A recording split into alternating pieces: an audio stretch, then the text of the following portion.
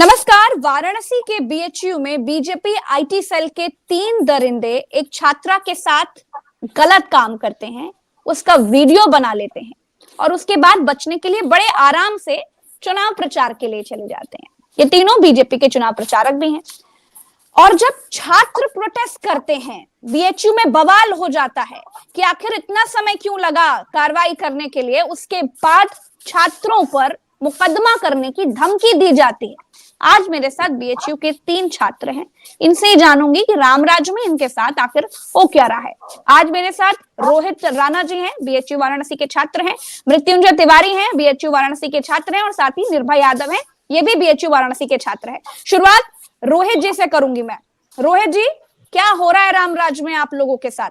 आप लोग प्रोटेस्ट करते हैं, मांग करते हैं कि ऐसे दोषियों पर कड़ी से कड़ी कार्रवाई होनी चाहिए, और उसके बाद आप लोगों पर ही मुकदमा करने की धमकी दी जाती है। प्रज्ञा जी, धमकी नहीं दी जाती है, मुकदमा कर दिया जाता है, क्योंकि हम लोग असत्य के इस दौर में सत्य की लड़ाई लड़ रहे होते हैं। तमाम जो हमारा आपके ऊपर मुकदमा हुआ जी, रोहित जी? सिर्फ मुकदमा बहुत आसान नहीं हुआ है, SC ST जैसे गंभीर धाराओं में हुआ है। हम लोग लगातार जब आवाज उठा रहे थे लोकतांत्रिक तरीके से, गांधीवादी तरीके से, कि पीड़िता को न्याय मिले, जो भी दुराचारी है उनको गिरफ्तार किया जाए, उनको जल्द से जल्द पकड़ा जाए, तो पुलिस RSS, बीजेपी और ABVP के लोगों के दबाव में न सिर्फ उसको बचाने का काम करती है, बल्कि फर्जी तरीके से, क्योंकि हम लोग लगातार सड़कों पर संघर्ष कर रहे होते, हमें ही फंसाने के लिए हम पे SC ST एक्ट के तहत मुकदमा दर्ज कराया जाता है। 200 पुलिस वाले लगभग होते हैं खड़े, जहां पे 2 छात्र संगठनों के बीच में टकराव कराई जाती है। 150 से अधिक पकड़ के गार्ड खड़े होते हैं। आप कह सकते हैं लाइव के लोग होते हैं 50 से अधिक, आप जैसे पत्रकार खड़े होते हैं। उसमें कहा जाता है कि हमने ABVP की एक लड़की का जो है कपड़ा नोचा है। अरे भैया, मैं कह रहा हूं कि इतने सारे CCTV फुटेज है, आप वही देख लो। रोहित जी, मैं चाहती हूँ ना, आप खुलकर अपने मन की बात कहिए।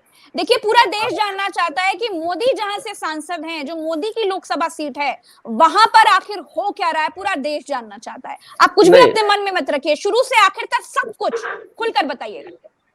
हम लोग सच्ची बात और दिल की बात रखते हैं। मन की बात की तो क्या अभी प्रासंगिकता है, वो आप समझ रहे होंगे। स्थिति ऐसी होती है कि जो लोग भी किसी भी तरह से इसके विरोध में आवाज उठा रहे होते हैं, मुखरता से अपनी लोकतांत्रिक आवाजें कह रहे होते हैं कि इन दुराचारियों को गिरफ्तार करो, छात्राओं को न्याय दो, उनके खिलाफ जिस भी तरीके से उन पे बंदिशें लादी जा सकती है, चाहे उन किसी के गाइड के द्वारा कहा जा रहा हो कि हम तुम्हारी PhD कैंसिल कर देंगे, किसी को अलग अलग तरीके से जो है लोभ लालच देने का भी प्रयास किया गया।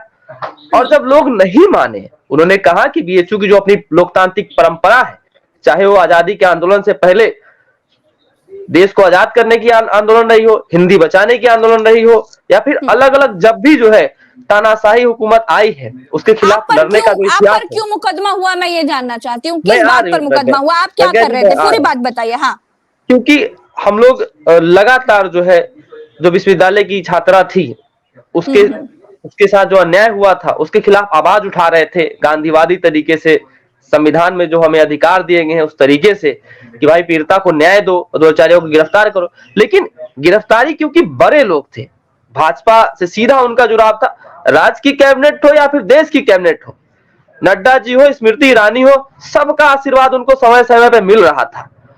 तो ऐसे आशीर्वाद प्राप्त लोगों को बचाने के लिए पुलिस जो है निर्दोषों को पकड़ रही थी।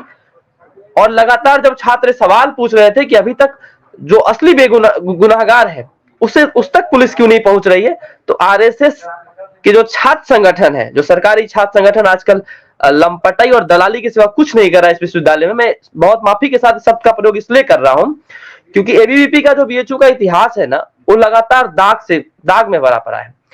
कैंपस के भीतर लगातार जो है हिंसा करना, लड़की छेड़ना, मैं नहीं कह रहा हूं। ये जो 3 बीजेपी आईटी सेल के लोग हैं, ये तीनों जो दरिंदे हैं, इनके बारे में कुछ जानते हैं आप? इनका कुछ डिटेल, मतलब कुछ पता है इनके बारे में? ये कैसे लोग थे? बिल्कुल प्रज्ञा जी, मैं आ रहा हूं उस पे।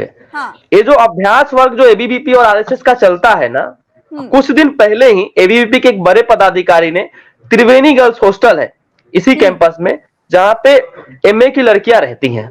सर एकदम शाम के 6 से 7 बजे के बीच में ही उनके साथ मोलेस्ट करते हैं। इनकी हिम्मत इतनी बढ़ी हुई है।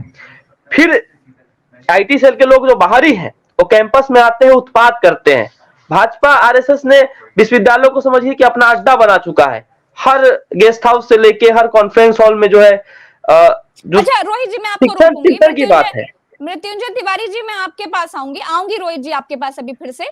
मृत्युंजय तिवारी जी, ये बताइए, बीजेपी जब आई, मोदी तो ये कहते थे कि डबल इंजन की सरकार लेकर के आओ भाई, महिलाओं के साथ छेड़छाड़ और जितने अपराध होते हैं सब कुछ बंद हो जाएगा। लेकिन यहाँ तो बीएचयू कैंपस में इतनी जघन्य अपराध हो रहा है। बीजेपी आईटी सेल के लोग जो कि बाहरी हैं वो कैंपस में घुस करके ऐसी हरकत कर रहे हैं। अमित शाह जी तो कहते हैं कि महिलाएं उत्तर प्रदेश में सोना चांदी गहना लाद कर घूम सकती हैं, या तो अपने कैंपस में घूमना बुरा हो रहा है। जी, ये दुर्भाग्यपूर्ण घटना है। मैं तो सबसे पहले इसकी बहुत जितनी घोर भर्त्सना करे, पूरा विश्व इसकी भर्त्सना कर रहा है। तो देश के पटल पर हमारे विश्वविद्यालय की छवि धूमिल होने के साथ साथ महिलाओं की छवि धूमिल हुई है और सुरक्षा का माहौल पैदा हुआ है। लेकिन गिरफ्तारी जो हुई है, देखिए मुकदमा हुआ, पुलिसिया कार्रवाई से तो मान लीजिए कि सभी लोग वाकिफ हैं कि ये जो यूपी की सरकार है, हम लोग योगी आदित्यनाथ की सरकार है, जीरो टॉलरेंस दिखाती है, कोई भी अपराधी को कार्रवाई करती है। और उन्होंने देखा भी है, बड़े बड़े अपराधी जेल में चले गए और बड़े बड़े लोगों के घर तोड़ दिए गए। अपराध की कोई जगह नहीं थी। लेकिन 60 दिन के बाद की कार्रवाई क्या कहती है? 60 दिन के बाद की गिरफ्तारी क्या कहती है? और इस बीच 3 दिन तक, ये घटना करने के बाद 3 दिन तक ये अपराधी, ये दरिंदे वहीं वाराणसी में मौजूद रहे और उसके बाद मध्य प्रदेश चले गए चुनाव प्रचार करने के लिए। कहीं न कहीं इसमें थोड़ा सा कुछ तो कुछ हमको संदेह दिख रहा है कि ये पुलिस जो इतनी सख्ती के साथ पेश आती है, बड़े बड़े ब्लाइंड मर्डर, लूट के मुकदमे तुरंत सुलझा दी जाती है, तो इसमें कहीं न कहीं से उदासी दिख रही है या लेकिन हमारी योगी जी की जो मृत्युंजय जी, मैं जानना चाहूंगी उदासी क्यों दिख रही है, क्यों बचाया जा रहा था? तो ये या तो किसी के दबाव में ये लोग थे या फिर बचाना चाहते थे इन लोगों को, क्या ही था इनमें। हम लोग की डिमांड है, हम लोगों ने तो डिमांड भी करी है सभी छात्रों ने। बीजेपी के आईटी सेल के लोग हैं, बड़े ट्विटर पर, सोशल मीडिया पर गाली देना कोई छोटा काम तो है नहीं। जब बीच सड़क पर, बीच बीएचयू में बलात्कार जैसी घटना को अंजाम दे सकते हैं, तो फिर ट्विटर पर और सोशल मीडिया पर गाली देना इनके लिए कोई बड़ा छोटा काम तो है नहीं। देखिए, जैसे कि मैं कह रहा हूं कि ये किसी पार्टी की संगठन से कोई भी हो, लेकिन जो बलात्कारी होते हैं, जो रेपिस्ट होते हैं, इन सबका कोई संगठन नहीं होता, इन सब की मानवता भी जाती नहीं होती है। इन सबका तो ये तो अगर गलती से किसी संगठन में जुड़े हों तो उस संगठन को तो सबसे पहले, आप एक छात्र होने के नाते आपके दिमाग में क्या चल रहा है, इनको क्यों बचाया जा रहा था? सिर्फ इतना मुझे बताइए। आम को ये कहना है कि सुरक्षा का माहौल है। जो लोग इन लोगों को बचाने की कोशिश कर रहे हैं, उन लोगों पे कड़ी कार्रवाई करके देश की सरकार को और हमारी जो भी सत्तासीन पार्टी है उसको यह दिखाना चाहिए कि जीरो टॉलरेंस सरकार है। और जो लोगों ने देरी करी गिरफ्तारी में, उन लोगों पे कार्रवाई होनी चाहिए। जो लोग बचा रहे थे उन पे गिरफ्तारी होनी चाहिए। अपराधी को जो संरक्षण दिया उसके ऊपर भी कार्रवाई होनी चाहिए। निर्भय यादव जी, मृत्युंजय तिवारी जी कह रहे हैं सुरक्षा का माहौल है। कहां सुरक्षा का माहौल है? मोदी जी की लोकसभा सीट पर, मोदी जी के अपने शासित राज्य वाराणसी में कह रहे हैं सुरक्षा का माहौल है। ऐसे कैसे सुरक्षा का माहौल हो गया जी? जब से सरकार बनी है, बोलिए। भारतीय जनता पार्टी की जब से सरकार बनी है तब से अपराधियों को लगातार संरक्षण देने का काम कर रही है। और उसी का एक छोटा सा उदाहरण है काशी हिंदू विश्वविद्यालय। आपने देखा होगा कि जब से घटना हुआ उसके बाद लगातार विश्वविद्यालय में, अपने विश्वविद्यालय की जो सुरक्षा गार्ड है वो अलग से सुरक्षा की जो सुविधा है वो मुहैया है। उसके बावजूद इन अपराधियों को पकड़ने में 60 दिन का समय लग जाना, कहीं ना कहीं उत्तर प्रदेश सरकार की जो सुरक्षा व्यवस्था है उस पर सवालिया निशान है। और इनका सीधे सीधे कनेक्शन भाजपा के बड़े नेताओं के साथ है, चाहे जेपी नड्डा हो, भारतीय जनता पार्टी के राष्ट्रीय अध्यक्ष, प्रधानमंत्री नरेंद्र मोदी के साथ है, गृह मंत्री अमित शाह के साथ है, उत्तर प्रदेश के मुख्यमंत्री योगी आदित्यनाथ जी के साथ है। तो ये जो मात्र तस्वीर है, तस्वीर नहीं है, तस्वीर बहुत कुछ बता रही है। और ये अपराधी अपराध की घटना को कारित करने के बाद उत्तर प्रदेश से जाकर के मध्य प्रदेश में चुनाव प्रचार कर रहे थे भारतीय जनता पार्टी के लिए। तो ये जो इनका उत्तर प्रदेश सरकार की जो उदासीनता थी, और एक बहुत बड़ा इशू था काशी हिंदू विश्वविद्यालय, जब चूंकि यहाँ पर पढ़ने के लिए पूरे देश से विद्यार्थी आते हैं और मुख्य तौर पर उत्तर प्रदेश, बिहार, मध्य प्रदेश के विद्यार्थियों का बहुत बड़ा एक हुजूम है। तो कहीं ना कहीं इस चीज को सरकार समझ रही थी और सरकार द्वारा पोषित जो भी ये माफिया थे, जो भी ये उदंडता करने वाले अपराधी थे, इनको सरकार इसलिए बचा रही थी कि कहीं ना कहीं ये इन जो 5 राज्यों का चुनाव था उस पर भी इसका बहुत बड़ा प्रभाव पड़ने वाला था। तो इन सभी चीजों को देखते हुए उत्तर प्रदेश सरकार इन अपराधियों को बचा रही थी। और यहाँ पर जितने भी उत्तर प्रदेश में निर्भय जी, आप लोगों की खबर गोदी मीडिया क्यों दबा रही है भाई, ये बताइए। देखिए, हम ही लोगों की खबर नहीं है, तो इस चीज को आप भी स्थिति को समझ रहे होंगे कि देश में कोई भी जो जरूरी चीजें हैं, जो मुख्य चीजें हैं, उन चीजों को गोदी मीडिया द्वारा दबा दिया जा रहा है। अभी यही न्यूज चल रहा है काशी हिंदू विश्वविद्यालय का ही, तो न्यूज को भी बहुत सारे चैनलों ने चलाया, बहुत सारे चैनलों ने चलाया भी नहीं, और बहुत कुछ ऐसे भी चैनल आज चलाया गया था, उसको दोबारा दबा दिया गया। जी नहीं, कितनी शर्म की बात है, देश की एक बेटी है जिसके साथ ये घृणित कार्य हो जाता है, उसके बाद उसी के सपोर्ट में उसी के साथी प्रोटेस्ट करते हैं तो उन पर मुकदमे करने की धमकी दी जा रही है। ये कौन सा रामराज है निर्भय जी? नहीं, मुकदमे करने की धमकी नहीं, आपने राणा रोहित जी को आप सुन रही थी, तो वहां से ये चीज उन्होंने क्लियर किया और मैं भी क्लियर कर रहा हूँ। मुकदमे किए गए इन चीजों को दबाने के लिए, तो ये कहीं ना कहीं भाजपा के चाल चरित्र को उजागर कर रहा है, और जो मुख्य समस्याएं हैं उनको दबाने के लिए इस चीज के आड़ में भरपूर प्रयास किया जा रहा है। रोहित जी, आप पर तो मुकदमा हो भी गया, ऐसा कौन सा पाप कर रहे थे आप प्रोटेस्ट ही तो कर रहे थे। अच्छा, मीडिया से खबर क्यों गायब है, आपको क्या कारण लग रहा है? क्योंकि एक बहुत बड़ी घटना हुई है, ये एक छात्रा जो अपने ही कैंपस में थी, उसी के कैंपस में इस तरह की घृणित घटना होना, उसके बाद में मीडिया से खबर गायब हो जाना, ये क्यों हो रहा है? आपको क्या लग रहा है इसके पीछे का रीजन? देखिए, ये कोई नई बात तो नहीं है ना। मीडिया किसे स्पेस दे रहा है ये तो देखना होगा। जो मेन स्ट्रीम की मीडिया है वो भाजपा से चंदा पा रहा है, भाजपा से एडवर्टीजमेंट पा रहा है, और उनपे पूरा चांबुक चल चुका है, तो कैसे दिखाएगा? ये कोई छोटा मोटा अपराधी होता तो शायद दिखा भी देते, अगर दूसरे कौम के लोग होते तो अभी तक तो बुलडोजर पहुंच गई होती। लेकिन क्योंकि इनका सीधा जुड़ाव प्रदेश के कैबिनेट के कई सारे नेताओं से है, और लगातार जो है जब भी मोदी जी आते थे बनारस तो इन्हें रिसीव करने में सबसे आगे कुणाल पांडे जो मीडिया सेल का इनका अध्यक्ष था वो होता था। तो क्योंकि ये बड़े लोग थे इसलिए मीडिया पे कहीं ना कहीं दबाव डाला गया, और जो मीडिया की स्वभाव है तुरंत लेट जाती है, तो उसी स्वभाव के अनुरूप आज मीडिया लेट गई है, मेन स्ट्रीम मीडिया।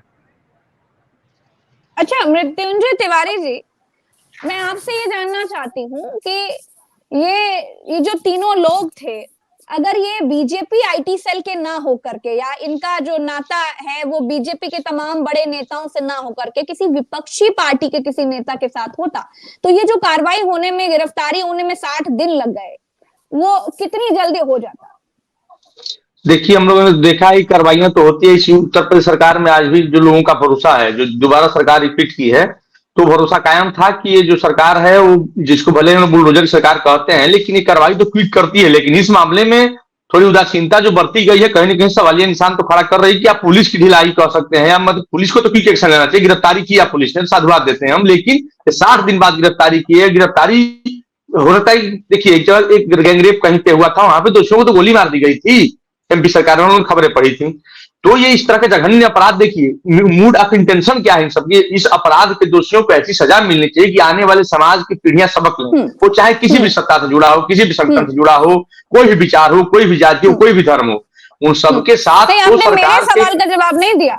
मैं सिर्फ इतना पूछ रही हूँ, अगर ये किसी विपक्षी पार्टी के किसी बड़े नेता से जुड़े होते ये लोग, ये तीनों दरिंदे, तो कार्रवाई जल्दी होती कि ऐसे ही देर में होती? बस इतना हाँ या ना मैं जानना चाह रही हूँ। अब ये तो देखिए कार्रवाई करने वाले पे निर्भर करता है, हम लोग इसमें क्या कर सकते हैं। लेकिन यहाँ तो लग रहा है कि इनकी इस मामले में तो पुलिस का लचर लविया रहा है, और शासन सरकार ने भी सस्पेंड करना चाहिए सबको जो लोग नहीं कार्रवाई कर पाए। लचर तो रवैया रहा ही है। अब विपक्षी हो या जो, देखिए अपराधी हाँ बोलिए। अच्छा निर्भय यादव जी, ये बताइए, ये जो तीनों दरिंदे हैं ये तो बाहरी थे ना, तो ये बीएचयू के कैंपस में क्या कर रहे थे ये बताइए। देखिए, पिछले कुछ दिनों से काशी हिंदू विश्वविद्यालय नहीं, देश के विश्वविद्यालयों की स्थिति बहुत लचर हो गई है, और उसी का जीवंत एक उदाहरण है काशी हिंदू विश्वविद्यालय में जो अभी बलात्कार की घटना हुई है। तो बाकी विश्वविद्यालय को जो शैक्षणिक चीजों से मुक्त करा करके यहाँ पर राजनीतिक गतिविधियां बहुत ज्यादा तेजी से सक्रिय हो गई हैं, और यहाँ पर मतलब वही राजनीतिक गतिविधियां सक्रिय हो गई, इसका क्या मतलब है? राजनीतिक गतिविधियां लोग आकर के करते थे? राजनीतिक गतिविधियां का अर्थ यह है कि सत्ताधारी जो भी लोग राजनीतिक रूप से जुड़े हुए हैं भारतीय जनता पार्टी से, उनका जो मूवमेंट है वो विश्वविद्यालय में बहुत बड़े पैमाने पर बढ़ गया है। यहाँ पर आना, यहाँ के सुरक्षा कर्मियों के साथ जोर जबरदस्ती करना, यहाँ के विद्यार्थियों के साथ मारपीट करना, ये मूल काम रह गया है। और ये चीजें एक दिन में नहीं हुई, इतनी बड़ी घटना एक दिन में कारित नहीं हुई। ये चीजें होते होते उसके बाद जाकर के इतनी बड़ी घटना का जो उजागर हुआ। ऐसी और भी बहुत सारे पूर्व में घटनाएं हो चुकी हैं जिनको कि उसी स्तर पर दबा दिया जाता है। तो उसी का एक उदाहरण है कि इतना बड़ा घटना हो गया और इस पर जो यहाँ की एक तरीके से वाराणसी कमिश्नरेट जोन में है, तो उसके बावजूद भी यहाँ विश्वविद्यालय में इस तरीके की घटना हो जाना बेहद निंदनीय है। और कहीं ना कहीं जो पुलिस प्रशासन है उसकी जो सक्रियता है उस पर सवालिया निशान है। तो ये उसी का जो लापरवाही इन्होंने बरता था, उसी का ये परिणाम है कि इतना बड़ा घटना यहाँ पर ये तीनों कारित हुआ लोग है। क्या अपना कानून मॉरल पुलिसिंग करते थे, अपना कानून चलाते थे क्या? कैसे लोग थे ये तीनों? ये सत्ता के नशे में बिल्कुल कह सकते हैं, सत्ता के नशे में पूर्ण रूप से ये अपना मदमस्त थे और इनको बड़े नेताओं का संरक्षण प्राप्त था, जिसके कारण इन्होंने इतनी बड़ी घटना को अंजाम देने में 1% भी संकोच नहीं किया। तो जब ये पढ़ते नहीं थे वहां पर निर्भय जी, तो करने क्या आते थे ये क्लियर नहीं हो पा रहा है। क्या करते थे आकर के? देखिए, जाहिर सी बात है कि ये बाहरी लंपट थे और इनका विश्वविद्यालय में आना, विद्यार्थियों के साथ मारपीट करना और ऐसी छेड़खानी घटनाओं को अंजाम देना इनका लक्ष्य था। और वही घटना, इतनी बड़ी घटना उसी वजह से कारित हुई। अच्छा, मतलब आपके कहने का मतलब है कि थे बाहरी लेकिन टाइम पास करने के लिए बीएचयू आ जाया करते थे। छात्राओं के साथ इस तरह की हरकतें या फिर आम नॉर्मल छात्रों के साथ मारपीट करना, छीटाकशी करना कैंपस में कैंपस में और कैंपस के बाहर। लेकिन ये इतने बड़े रसूखदार थे कि इनके खिलाफ कोई इस तरीके से आवाज उठाने के लिए शायद ना खड़ा हुआ हो। इसके वजह से इतना बड़ा जब घटना को अंजाम दिया गया, उसके बावजूद ये सब उजागर हुए। अच्छा, रोहित जी पर तो मुकदमा भी लिखा जा चुका है। रोहित जी, मैं आपसे जानना चाहूंगी, ये जो अच्छा नेटवर्क चला गया, मुझे लग रहा है अब आ जाएगा सवाल। नहीं, आवाज आ रही है, आवाज आ रही है ना? ये बताइए, ये जो तीनों दरिंदे हैं जिनको मैं राक्षस कह रही हूँ, ये राक्षस तो बीएचयू के नहीं थे, मतलब आप उधर पढ़ाई नहीं करते थे, बाहरी थे, तो ये सब वहां पर आकर क्या किया करते थे? इनके बारे में कभी आपको पहले पता चला कि ये तीनों हैं, ये तो बीजेपी आईटी सेल के हैं, ये वहां पर आकर क्या करते हैं? इनके बारे में कभी आपका राब्ता हुआ इनसे? देखिए, इन तीनों की तो बात छोड़ दीजिए। अगर आप कैंपस में आएंगे ना, तो शैक्षणिक लोगों के अलावा कैंपस आज कह सकते हैं कि आरएसएस बीजेपी की प्रयोगशाला और पूरा अड्डा बन चुका है। मतलब जिस कैंपस में अगर ये प्रयोगशाला है तो वहां आकर करते क्या है कैंपस में? वहां आके जो भी नफरती लोग हैं, जो भी इस तरह के लोग हैं, उनका अभ्यास करवाते हैं। अगर साफ शब्दों में कहा जाए तो जब आप देखेंगे ना, तो आप पाएंगे कि रोज आरएसएस का प्रोग्राम होता है और उनमें यही ट्रेनिंग दी जाती है, वही अभ्यास होता है कि कितनी हिंसाएं कर सकते हो। ये तो इनकी प्राथमिक एलिजिबिलिटी है। एबीवीपी के लोग हो, आरएसएस के लोग हो, भाजपा के लोग हो, मतलब इनका पढ़ाई लिखाई से कोई वास्ता थोड़े है। ये तो मैं नहीं, सुशील मोदी खुद ही कह रहे हैं कि यही लोग आते थे जो जिनका पढ़ाई लिखाई से बहुत वास्ता नहीं रहता था। इनके अंदर यूनिवर्सिटी के प्रति जो सेंसिटिवनेस होती है, जो साइंटिफिक टेम्परामेंट होता है, उसके अलावा सारे गुण हैं। चाहे वो महिलाओं को छेड़ना हो, महिलाओं के साथ दुराचार करना हो, माँ बहन की हर बात में गाली देना हो, जो भी लोकतांत्रिक रूप से सक्रिय छात्र है उसको अलग अलग तरीके से धमकाना हो, डराना हो, उन पे फर्जी मुकदमा लादना हो। आपको मैं क्लियर कर दूं कि हमारे ऊपर जो मुकदमा किया गया है SC/ST एक्ट से लेके महिलाओं के साथ दुराचार करने का, उसमें एबीवीपी के लोगों ने सीधे तौर पे 4 लोगों, एबीवीपी के जो पदाधिकारी हैं, उन लोगों ने किया है। महिला से दुराचार करने का मुकदमा आप पर उल्टा करवा दिया है। बिल्कुल, और गंभीर बातें हैं कि जब आप देखेंगे जो लंका गेट है, बिल्कुल लंका गेट है, जहां पे सीसीटीवी फुटेज लगे हुए हैं, जहां पे 200 पुलिस अधिकारी थे, पत्रकार थे, लाइव थे, वहां पे जो है बताया गया कि हमने लड़की का कपड़ा खींचा है। बताइए, जो व्यक्ति जो लगातार कैंपस में आवाज उठा रहा हो कि दुराचारियों को गिरफ्तार करो, उन्हीं को फंसा देना, ये राम राज तो नहीं हो सकता है ना, ये अन्याय राज जरूर है।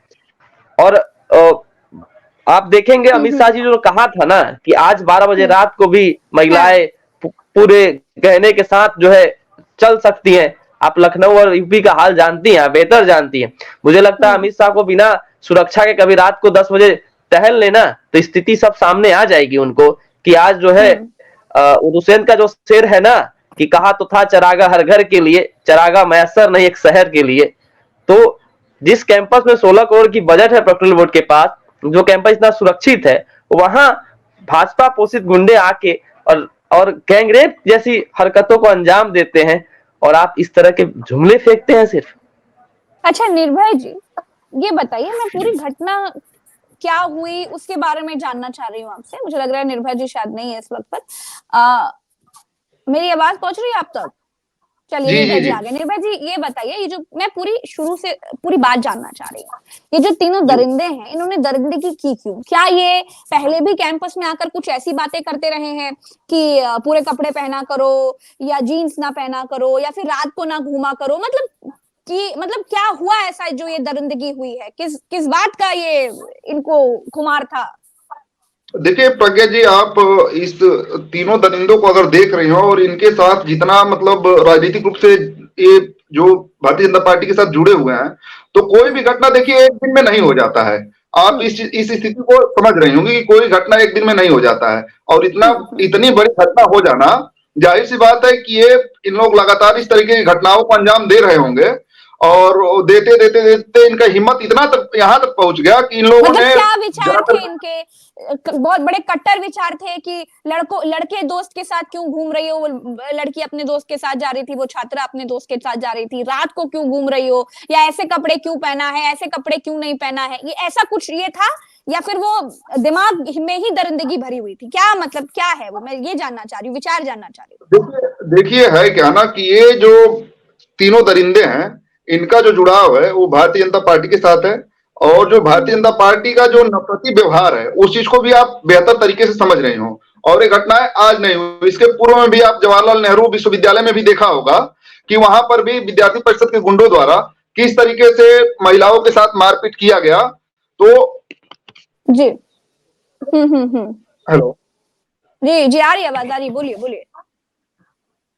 तो उसी का एक जीवंत उदाहरण है, और ये चीजें बढ़ते बढ़ते यहां तक पहुंच गई कि इन्होंने यहां पर इतनी बड़ी घटना को अंजाम दिया। चलिए चलते चलते मृत्युंजय तिवारी जी क्या कहेंगे आप? जी मैं जब बोल रहा था कि जब प्रोटेस्ट छात्रों का हो रहा था, तो आपको मैं बताता हूँ, फिनोमेना विश्वविद्यालय प्रशासन के पास एक अच्छी खासी पेट्रोलियल बोर्ड होती है, और आईआईटी के संस्था का भी एक अलग से पेट्रोलियल बोर्ड है।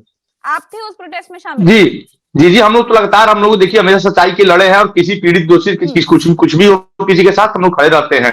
हम यहाँ पे रिसर्च स्कॉलर हैं, हम पढ़ाई करते हैं, हिंदी डिपार्टमेंट से हैं। अच्छा तो हाँ बताइए। तो आपको बताऊं कि जो प्रोटेस्ट हो रहा था उसमें विश्वविद्यालय प्रशासन ने प्रोटेस्ट को एक नई दिशा दी।